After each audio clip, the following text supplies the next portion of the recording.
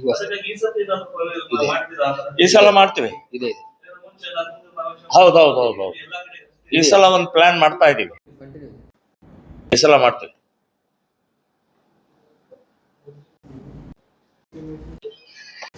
ಧನ್ಯವಾದ.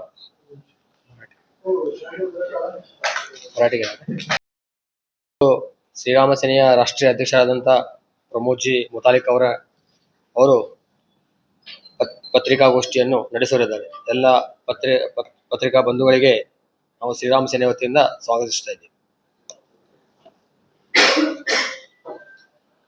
ಒಂದು 2-3 ವಿಷಯ ಹೇಳ್ತೀನಿ, ಮತ್ತೇನಾದ್ರು ಕೇಳಿದ್ರೆ ಕೇಳ್ಬೋದು.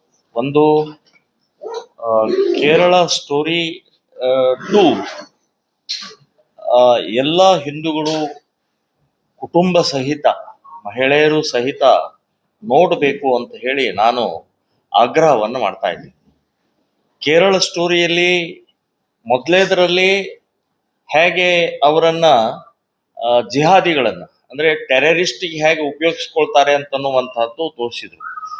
ಈ 2ನೇ ಇದರಲ್ಲಿ ರಾಜ್ಯ ಬಿಟ್ಟು ಬೇರೆ ದೇಶದಲ್ಲೆಲ್ಲ ಹೇಗೆ ಯಾವ ರೀತಿ ನಡೀತಾ ಇದೆ ಅಂತನ್ನುವಂತಹದ್ದು 2-3 ಉದಾಹರಣೆಗಳನ್ನ ತಗೊಂಡು ಮಾಡಿದ್ದಾರೆ. ಅಷ್ಟೇ ಅಲ್ಲ, ಮುಸ್ಲಿಮ ತಂತ್ರಗಾರಿಕೆ ಏನಿದೆ ಮತ್ತು ತಂದೆ ತಾಯಿ ಹೇಗೆ ಒಂಥರ ಪರಿತಪಿಸ್ತಾರೆ, ಹೇಗೆ ಅವರು ನೋವನ್ನ ವ್ಯಕ್ತಪಡಿಸ್ತಾರೆ, ಮತ್ತು ಈ ಮೋಹದ ಅಂದ್ರೆ ವಯಸ್ಸಿನ ಯೌವನದ ಇದರಲ್ಲಿ ಹಿಂದೂ ಹುಚ್ಚು ಹುಡುಗಿಯರು ಹೇಗೆ ಬಲಿ ಆಗ್ತಾರೆ, ಈ ರೀತಿ ವ್ಯವಸ್ಥಿತವಾದಂಥ ವಾಸ್ತವಿಕವಾದಂಥ ಸತ್ಯ ಘಟನೆಗಳ ಆಧಾರದ ಮೇಲೆ ಕೇರಳ ಸ್ಟೋರಿ 2 ಇದು ಅತ್ಯಂತ ಅದ್ಭುತವಾಗಿದೆ.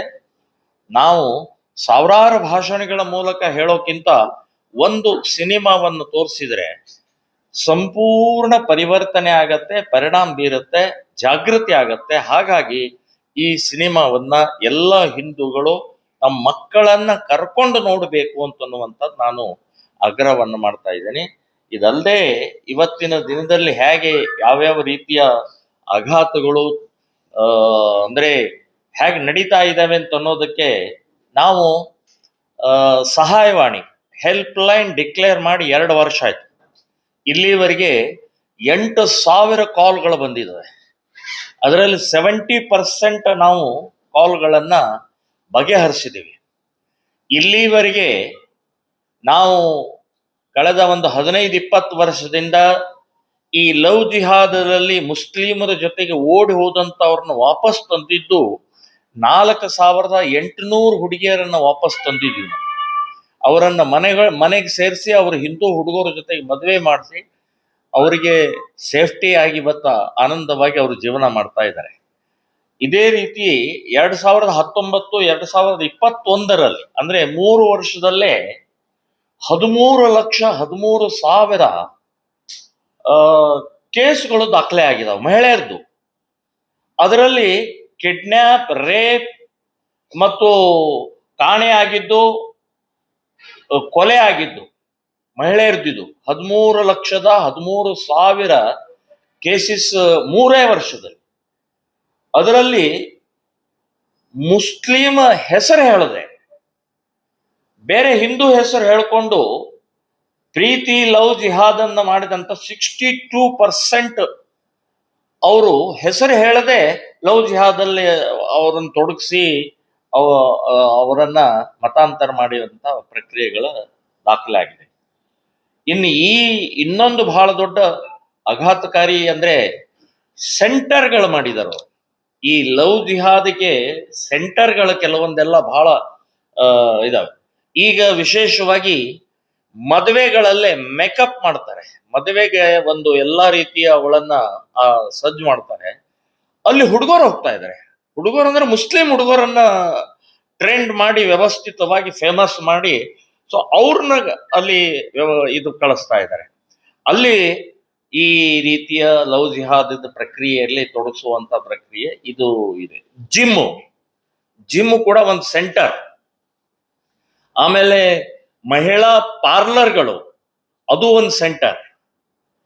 ಈ ರೀತಿ ಫೋಟೋಗ್ರಾಫರ್ ಎಲ್ಲ ಮದುವೆಗಳಲ್ಲಾಗಲಿ ಅಥವಾ ಬೇರೆ ಬೇರೆ ಕಾರ್ಯಕ್ರಮಗಳಲ್ಲಿ ಮುಸ್ಲಿಂ ಫೋಟೋಗ್ರಾಫರ್ ಅವರು ವ್ಯವಸ್ಥಿತವಾಗಿ ಇದನ್ನ ಜಾಲದಲ್ಲಿ ತೊಡಗಿಸ್ತಾ ಇದ್ದಾರೆ. ಇನ್ನ ಕಾಲೇಜು, ಹಾಸ್ಟೆಲ್ಗಳು ಮತ್ತು ಹೈಸ್ಕೂಲು ಕೂಡ ಸೆಂಟರ್ಗಳು ಈ ಲವ್ ಜಿಹಾದ್ಗೆ ಈ ಸೆಂಟರ್ಗಳಾಗಿದ್ದಾವೆ ಅಂತನ್ನುವಂಥದ್ದು ನಾನು ಹೇಳ್ತಾ ಇದ್ದೀನಿ. ಸೊ ನಮ್ಮ ಹಿಂದೂ ಸಮಾಜ ಎಚ್ಚರಿಕೆಯಿಂದ ಇರಬೇಕು ಅಂತನ್ನುವಂಥದ್ದು ಈ ಸಂದರ್ಭದಲ್ಲಿ ಹೇಳ್ತಾ ಇದ್ದೀನಿ. ಇನ್ನು ಮಕ್ಕಳ ಅಪಹರಣ ನಮ್ಮ ದೇಶದಲ್ಲಿ ಬಹಳ ದೊಡ್ಡ ಪ್ರಮಾಣದಲ್ಲಿ ಆಗ್ತಾ ಇರುವಂತಹದ್ದು. ಅದು ಅಶ್ವಿನ್ ಉಪಾಧ್ಯಾಯ ಸುಪ್ರೀಂ ಕೋರ್ಟಿನ ಲಾಯರ್ RTI ಮೂಲಕ ಅವರು ಮಾಹಿತಿ ತೆಗೆದು ಸುಪ್ರೀಂ ಕೋರ್ಟಿಗೆ ಒಂದು ಕೇಸ್ ಹಾಕಿದ್ದಾರೆ. 5 ರಾಜ್ಯದಲ್ಲಿ 75,000 ಮಕ್ಕಳು ಕಾಣೆಯಾಗಿದ್ದಾರೆ. 5 ರಾಜ್ಯದಲ್ಲಿ, ಬಿಹಾರ್, ಪಶ್ಚಿಮ ಬಂಗಾಲ್, ಜಾರ್ಖಂಡ್, ಒರಿಸ್ಸಾ ಮತ್ತು ಹರಿಯಾಣ. ಹೀಗ 5 ರಾಜ್ಯದಲ್ಲಿ 75,000 ಮಕ್ಕಳು ಕಾಣೆಯಾಗಿದ್ದಾರೆ. ಸುಪ್ರೀಂ ಕೋರ್ಟು ಆರ್ಡರ್ ಮಾಡುತ್ತೆ ಅದರದ್ದು ತನಿಖೆ ಮಾಡಿ ಅಂತೇಳಿ. ತನಿಖೆ ಮಾಡಿದಾಗ ಅದು ಮದರ್ಸಾದಲ್ಲಿ ಮಕ್ಕಳೆಲ್ಲ ಕರ್ಕೊಂಡು ಹೋಗಿ ಅವರಿಗೆ ಸುನ್ನತ್ ಮಾಡಿಸಿದ್ದಾರೆ, ಮತಾಂತರ ಮಾಡಿದ್ದಾರೆ ಮತ್ತು ಹೆಸರುಗಳನ್ನು ಬದಲಾವಣೆ ಮಾಡಿದ್ದಾರೆ ಅಂತನ್ನುವಂಥದ್ದು ಭಯಾನಕ ವರದಿ ಸುಪ್ರೀಂ ಕೋರ್ಟ್ ಅದನ್ನು ತಗೊಳುತ್ತೆ.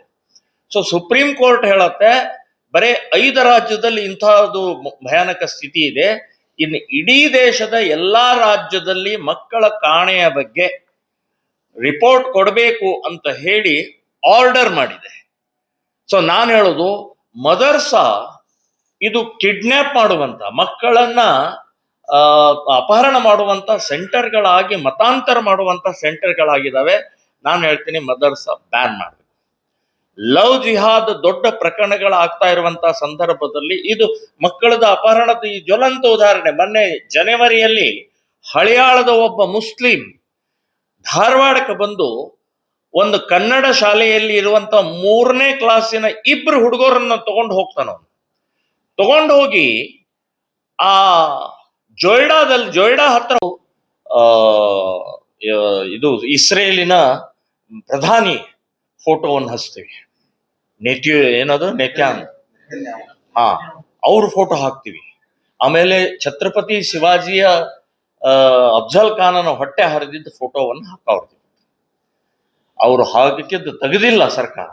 ನಾಳೆ ಇಲ್ಲಿಯ ಮುಸ್ಲಿಮರಿಗೆ ಕೇಳ್ತೀನಿ, ಇಲ್ಲಿಯ ಸರ್ಕಾರಕ್ಕೆ ಕೇಳ್ತೀನಿ, ಇಲ್ಲಿಯ ಆಡಳಿತ ಮಂಡಳಿಯವ್ರಿಗೆ ಕೇಳ್ತಾ ಇದೀನಿ, ನಾವು ಖೊಮೈನಿ ಮತ್ತು ನಮ್ದು ಭಾರತದ್ದು ಮತ್ತು ಇರಾಕದ್ದು ಏನಾದ್ರು ಯುದ್ಧ ಆಯ್ತ್ರೆ ಅವಾಗ ಯಾರ ಪರವಾಗಿ ನಿಂತ್ಕೊಳ್ತಾರೆ ಇಲ್ಲಿಯ ಮುಸ್ಲಿಮರು? ಇವತ್ತು ಖೊಮೈನಿದು ಫೋಟೋ ಹಾಕಿದ್ದಾರೆ ಅಂತ ಅನ್ನುವಂಥದ್ದು ಒಂದು ಪ್ರಜ್ಞೆ ಮಾಡಬಾಯ್ ಪೊಲೀಸ್ ಡಿಪಾರ್ಟ್ಮೆಂಟ್ಗೆ. ಅದನ್ನ ತೆಗಿಬೇಕು ಅಂತನ್ನುವಂಥ ದೇಶದ್ರೋಹಿ ಕೃತ್ಯ ಅಂತ ಅನ್ನೋದು ಗೊತ್ತಾಗ್ತಾ ಇಲ್ಲ. ನಾವು ಇವತ್ತು ಛತ್ರಪತಿ ಶಿವಾಜಿ ಮಹಾರಾಜರ ಫೋಟೋ ಮತ್ತು ನೆತ್ಯಾನ್ ಫೋಟೋ ಅನ್ನ ಹಾಕೋದು ಅಂತ ನಿಶ್ಚಯ ಮಾಡಿದೀವಿ. ಸೊ ಈ 4-5 ಕಡೆ ಹಾಕ್ತಿವಿ. ಅದನ್ನ ನಾವು ನಿಶ್ಚಯ ಮಾಡ್ತೀವಿ. ಇವತ್ತೇ ಹಾಕ್ತೀವಿ, ಇವತ್ತ ಸಾಯಂಕಾಲ ಹಾಕೋಣ.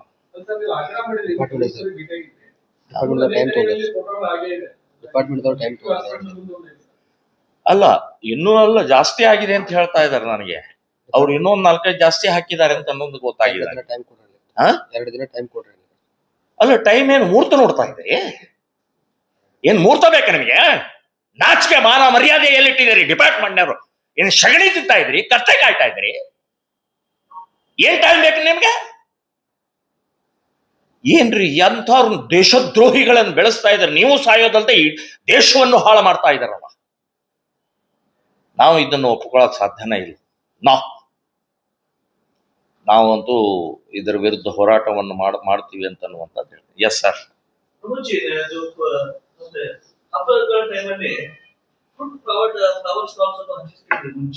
ಆಕ್ಸಿಡೆಂಟ್ ಆದ ತಕ್ಷಣನೇ ಗೊತ್ತಾಗತ್ತೆ ಇವರ ಮಕ್ಕಳು ಯಾರು ಏನು ಅಂತ ಕೇಳಿದಾಗ ಗೊತ್ತಾಗತ್ತೆ. ಅಪಹರಣ ಮಾಡಿರ್ತಾರೆ, ಅವನ್ನ ಅರೆಸ್ಟ್ ಮಾಡ್ತಾರೆ, ಕೇಸ್ ಹಾಕ್ತಾರೆ.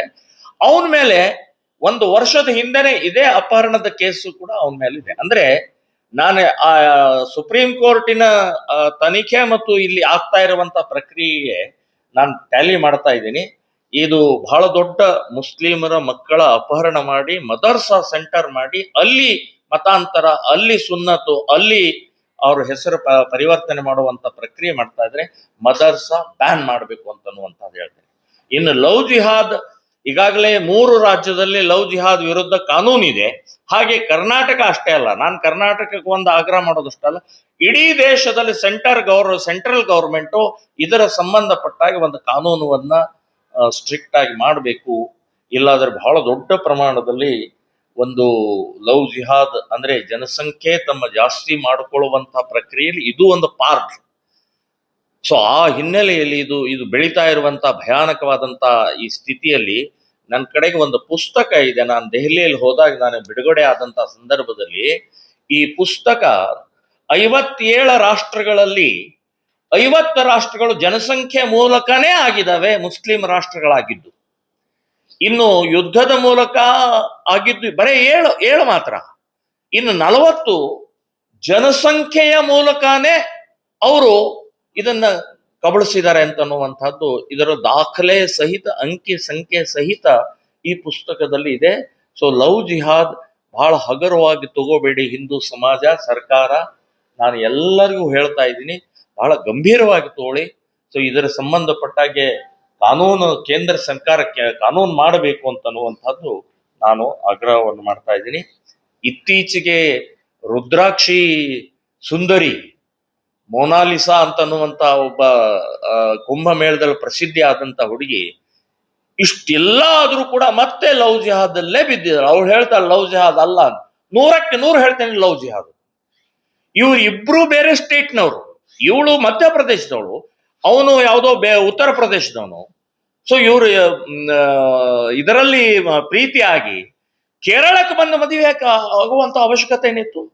ಸೊ ಕೇರಳ ಪ್ರೊಟೆಕ್ಷನ್ ಕೊಡುತ್ತೆ, ಕೇರಳ ಅವ್ರಿಗೆ ಪ್ರೋತ್ಸಾಹ ಕೊಡುತ್ತೆ, ಮುಂದಿನ ಪ್ರಕ್ರಿಯೆಗೆ ಎಲ್ಲಾ ರೀತಿಯಲ್ಲಿ ಅಲ್ಲಿ ನಡೆಯುತ್ತೆ. ಒಂದು ಈ ಊರಿದೆ, 10 ಎಕರೆ ಜಮೀನಿನಲ್ಲಿ ಇದೇ ಉದ್ಯೋಗ, ಮತಾಂತರ, ಲವ್ ಜಿಹಾದು, ಇದೆಲ್ಲ ದೃಷ್ಟಿಯಿಂದ ಬಹಳ ದೊಡ್ಡ ಪ್ರಮಾಣದಲ್ಲಿ ಅದೊಂದು ದೊಡ್ಡ ಸೆಂಟರ್ ಇದೆ. ಹಾಗಾಗಿ Kerala story number 1, Kerala story number 2, ಕೇರಳದ ಯಾಕೆ ಹೆಸರು ತಗೊಂಡೆ ಅಂದ್ರೆ ಇದೇ ಕಾರಣ. ಟ್ರೈನಿಂಗ್ ಸೆಂಟರ್ಗಳು ಇರೋದ್ರಿಂದನೇ ಇದೆಲ್ಲ ಕಾರಣದಿಂದ ಇದೆಲ್ಲ ಆಗ್ತಾ ಇದೆ. ನಾನು ಹೇಳೋದು ಮೊನಾಲಿಸಾ ಏನಿವತ್ತು ಅವನು ಫರ್ಮಾನ್ ಖಾನ್ ಅಂತನ್ನುವಂಥದ್ದು ಜೊತೆಗಿದೆ, 100ಕ್ಕೆ 100 ಹೇಳ್ತೀನಿ ಲವ್ ಜಿಹಾದನೆ. ಆಕೆ ನಾನು ಮತಾಂತರ ಆಗೋದಿಲ್ಲ, ಅವನು ಹೇಳಿದಾನ ಅವಳೇನೇನೆ ಮತಾಂತರ ಆಗದೆ ಒಂದು ಹುಡುಗಿ ಮುಸ್ಲಿಂ ಆಗದೆ ಅವ್ರು ಎಕ್ಸೆಪ್ಟೇ ಮಾಡೋದಿಲ್ಲ.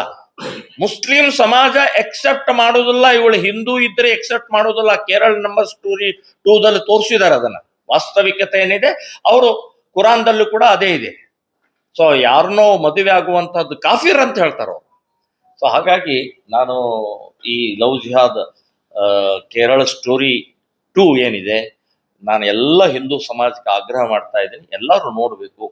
ಮತ್ತು ದೊಡ್ಡ ದೊಡ್ಡ ಉದ್ಯಮಿಗಳು, ಶ್ರೀಮಂತರು, ಈ ಜನಪ್ರತಿನಿಧಿಗಳು ಮುಕ್ತವಾಗಿ ಫ್ರೀಯಾಗಿ ಒಂದೊಂದು ಸ್ಪಾನ್ಸರ್ ಮಾಡಿ ಕಾಲೇಜ್ ವಿದ್ಯಾರ್ಥಿನಿಯರಿಗೆ, ಕಾಲೇಜ್ ವಿದ್ಯಾರ್ಥಿಗಳಿಗೆ ಇದನ್ನು ತೋರಿಸ್ಬೇಕು ಅಂತ ಹೇಳಿ ಕೂಡ ಅವರಲ್ಲಿ ನಾನು ವಿನಂತಿ ಮಾಡ್ತಾ ಇದ್ದೀನಿ.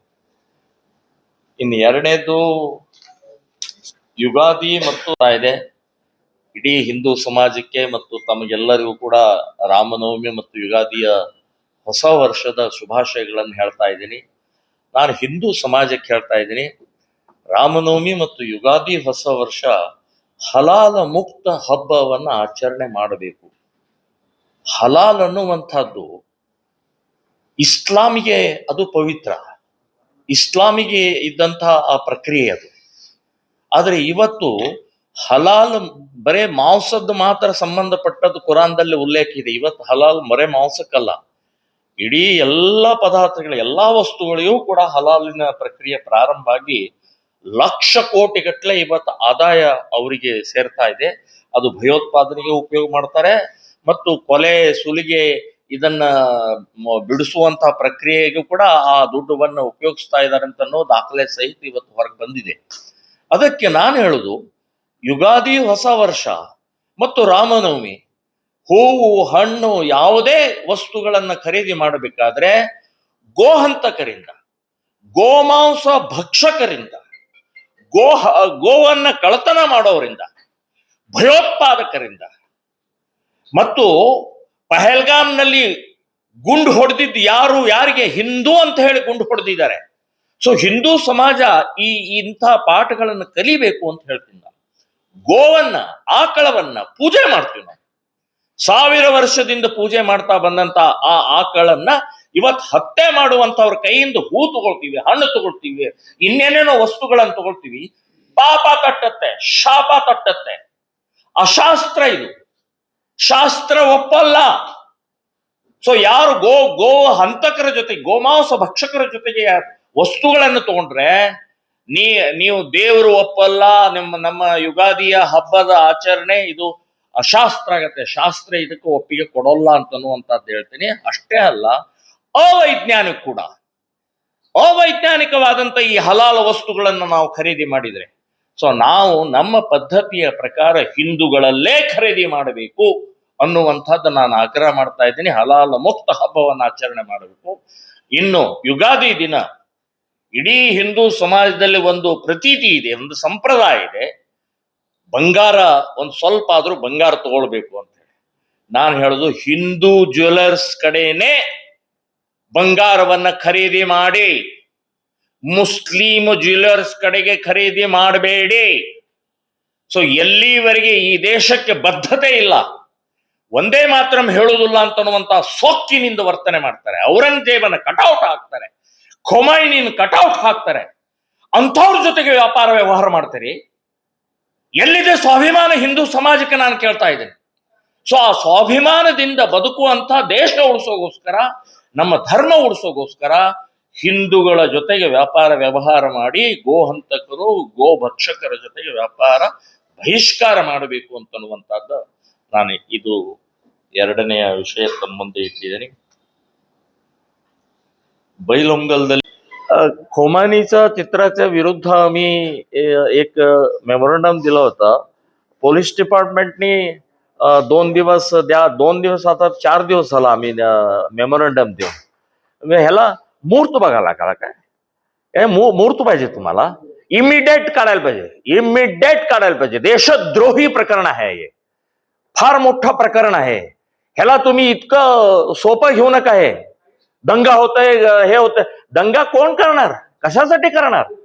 उद्या त्या देशाचं आणि आमचं युद्ध झालं म्हणजे इथले मुसलमान कुणाबरोबर राहणार इथे, ह्याचा विचार केला काय तुम्ही?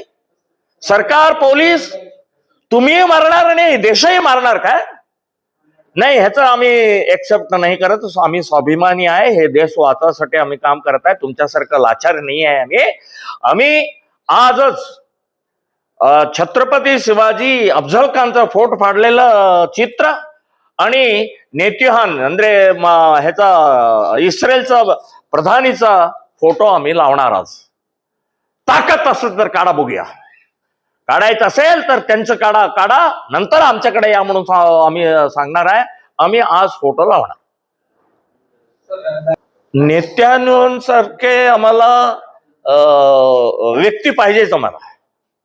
का म्हणजे तसलं धाडसी पण असलेला आताच्या ह्या जगात काय चाललेलं आहे त्यामध्ये तसं धाडसीपणाच प्रधानी पाहिजे असं आम्हाला आमचा पाठिंबा आहे. नाही, तसं नाही आहे.